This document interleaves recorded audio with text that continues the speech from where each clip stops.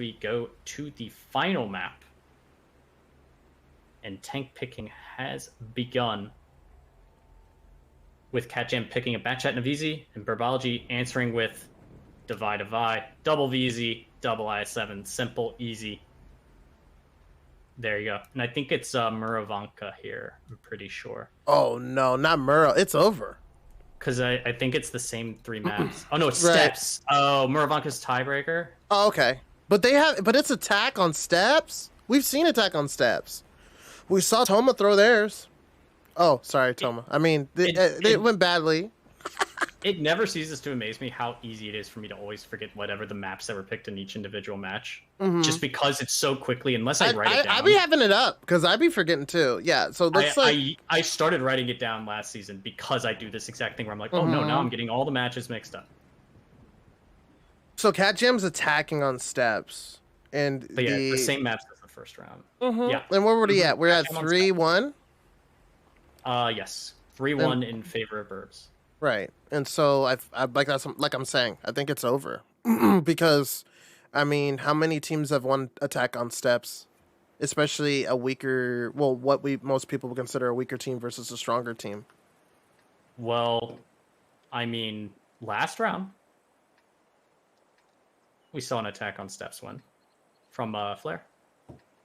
But checking the tanks here, Catjam 113, 2 IS7s, 1 VZ, double bat. Burbology 1 IS4, double IS7, double VZ, 1 CS. So double bat.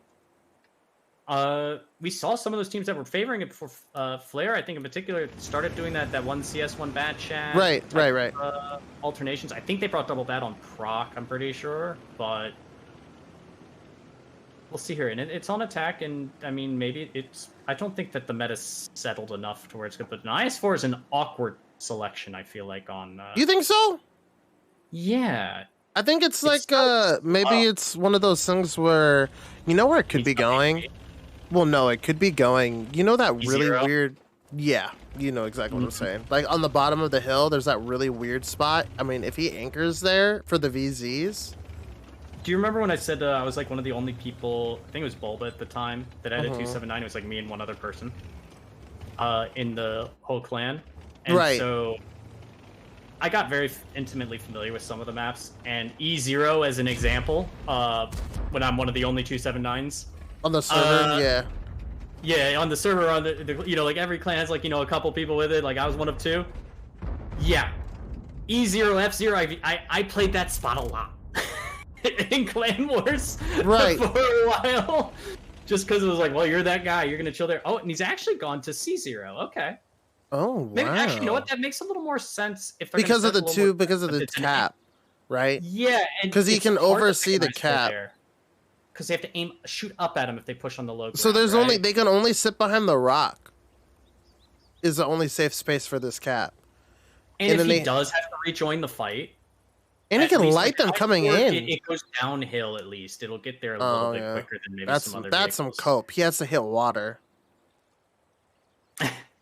Oh, does he? Yeah, there's a whole river. Yeah, that little river. Yeah. Mm-hmm. Yeah, and then the second he hits that little slope, Yeah, it's just all over. That terrain resistance is gone. Man is doing 5. But it's a really interesting Burbology 3-3 split. Like, very isolated, but not that far distance-wise from each other. We're now spectating the man, the myth, the legend himself, Demonic, the one that actually gave Catjam a win by running out the timer and snapping muscles. Here with this look at this legendary loadout. He has V-stabs, hardening vents with food, 20 heat shells, and 5 APCR. This is the guy to look for. But here's the thing. He can't run down the clock on attack. What will he do to make it a win for his team? The boy who lived Smiley. Exactly. He's here. And he can't. The little bat chat that could. That's who he is, right? Yeah, the little bat chat that could. He's even like moving his turret around a little bit. He's just thinking about what he's gonna do. And they're trying to find where the enemy is, and I don't think they know that muscles. I don't think they have for bringing double bat. They don't have the scouting information. Right. There's 3 tanks right up here. And I think that the second but here's the problem. They may just pounce on him. Here's the problem here as well. Is we're seeing a scenario where they're basically making the same mistake Burbology did when they were on attack on proc, right? They're taking a lot of time. It's been 3.5 minutes. 3.5 minutes. It's 4:30. There's gonna be a minute flex, so they're only gonna have three. If they start, because they're starting to make a move now here, as we can see with the I7 pushing up that 8 line. Newton. And if he continues forward and they don't know that anyone is right there, like he can just be picked. They can all. They light each other. Oh! They light each other. They definitely light each other. Okay, a little bit of a, and you know what? Muscles is doing a little feint. He's doing a feint because those eyes. The fact that they are not. No, Demonic, you're actually C1. They didn't send a scout over there. Oh wow, OP. I think it was just one. Oh no, it was two. I feel like OP like presses on his keyboard a little bit too hard when he's calling. The track was sprung. My God. He takes a 0 damage. Two IS7s. He takes a 0 damage track because he's built different. He gets out of this. One more, and his first cut was ABCR. Oh no, against those IS7s, that was not ideal. But he's making not it ideal out. At all. He is making it out. And the counter push coming on the C line. That Major Pain is probably going to turn around really quickly here. There's no shot he chases, right? But Kenway is still over there in his IS4, and Newton has to get. Actually, Catjam aren't in a bad spot. Yeah, because Major Pain is going to get shots on Newton here when he's trying to get away. Yeah, they're chasing. Demonic is also lighting Major while crossing here, but Major's still looking for Newton. Newton and Bolt can go in on Kenway. Oh, is Bolt tracked? Sitting up high? They're both far. And they need to get in there on Kenway as soon as possible. Oh my God, look at Kenway just 2v1ing over here. And Demonic, your man, Myth Legend, is coming in to help. He is coming in to help him, but Muscles is also helping Kenway. And look, so Kenway's just gonna trying to drive forward, trying to make Bolt have to crest as high as possible to get shots. He's trying to keep him there specifically so that the CS has shots, side shots. But it looks like Kenway's gonna go down here really quickly.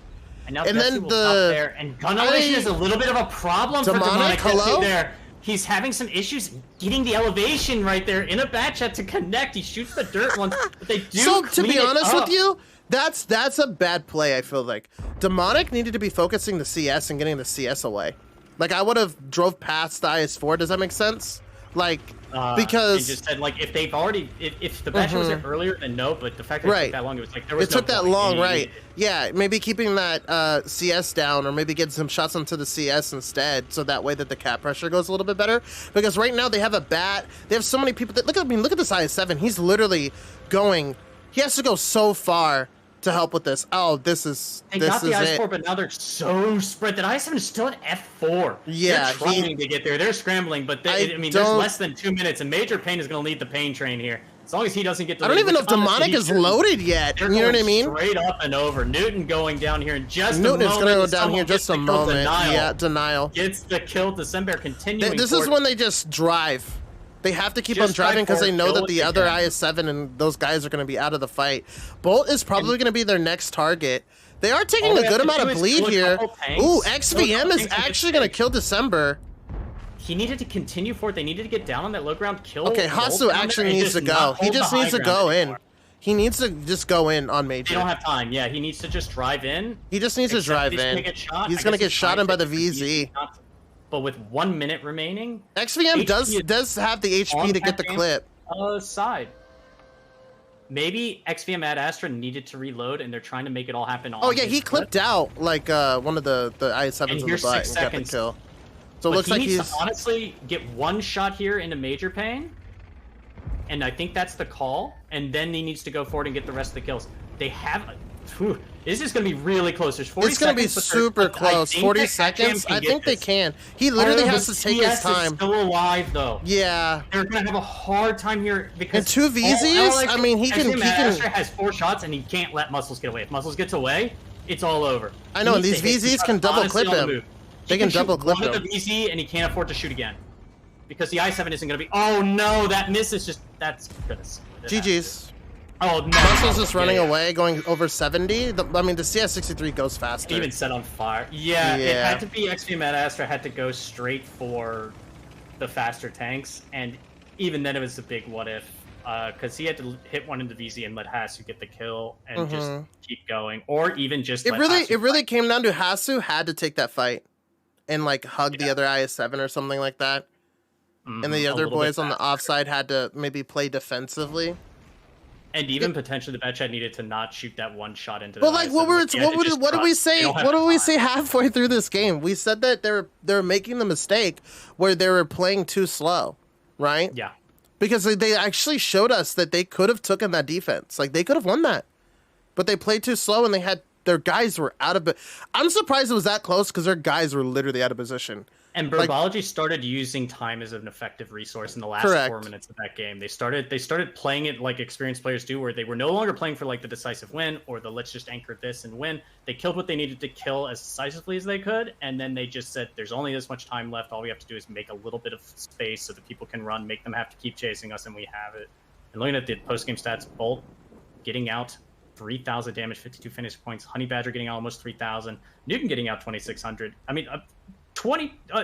5 players got more than 2k damage, and Hasu got out 1,500. So they got out a lot of damage. They just couldn't quite seal the deal. And maybe a little more experience next time. They won't take as long to kind of spring it. And also, Burbology had an interesting strat too. Dude, Catjam actually impressed me tonight. They have glimpses. There were some sparks there. I didn't see any sparks last week. There were some sparks there in a couple of rounds, especially on proc, and even on the steps where there was something there that they can work. There's something there that can be like developed, but it's a question of can they develop it into something consistent in a very short time period, because that's what it's going to take. Correct. Because this is not just a 4-1 scoreline. Oh, I guess they had Burbology lost one. There were glimpses of Catjam getting some extra ones. I mean, Himmelsdorf did not look good, but everywhere else. Proc and Steps had a lot of promise. So, yeah, I guess. And I think that and that is that. You know, Burbology just you know, you could just tell from the experience because Muscles didn't even try to get another shot off. He just started running. You know what I'm saying? Yeah. It was just instantaneous.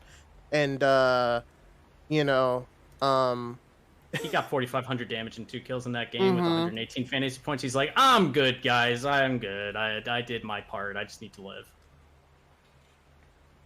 Correct. But yeah, I guess it's going to wrap it up for us here, Smiley. It was good matches. There were good matches tonight. They were. First match. And this second one was still pretty good. Oh, let me just so people can see. Oh, really go to the fantasy points. Fantasy points. Oh, my Muscles. I want to see me as number 1 today. I got a good team, man. Oh my gosh! See Germ shoot up in the standings. 489 from 8-9, dude. And your boy Kenway still this was only 5 rounds, and Kenway still got above 300. That's a lot. Yeah, no, they both did really good. Very interesting. To be honest, they weren't boring games. Catjam put up a really good fight. They put up a really good fight. It's gonna be, dude. This league is just looking more and more promising as we go along. We're only in the second week, and we were basically like, oh, Catjam's like, one of the worst teams in the league, and probably gonna see a 4-0. And they took one off, and they probably could have won that last one if they would have actually made some plays earlier on, and they had some better flexes. The IS-7 on the offside game. And especially those 2 proc games. Like, that's like the microcosm of the season in my mind. It's like, we have the first one where, they made a mistake, but they still almost pulled it back with that one-shot tank getting into the river. I would say the last game is and then more... the aggro play right afterwards. It's like, oh, geez, never mind. Let's just divide and kill them. Anything can kind of happen any round. Like, their second proc game was just like, whoa, you guys are just getting dominated on. And then it really came down to... I feel like that actually was really interesting. I think that, like you said, they're just so inconsistent, right? Mm-hmm. And then we have the standings here.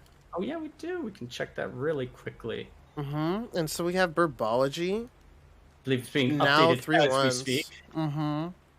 And so obviously next time FHS plays, they're probably going to win. Next time Jack is AFK plays, they're probably going to win. Copium.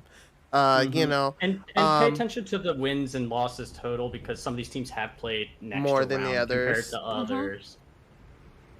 But the standings are kind of starting to develop. But like you said, Catjam, I mean, yeah, losing 3 rounds, but they need to give results fast. But like today showed that maybe because everybody is going to play tomorrow.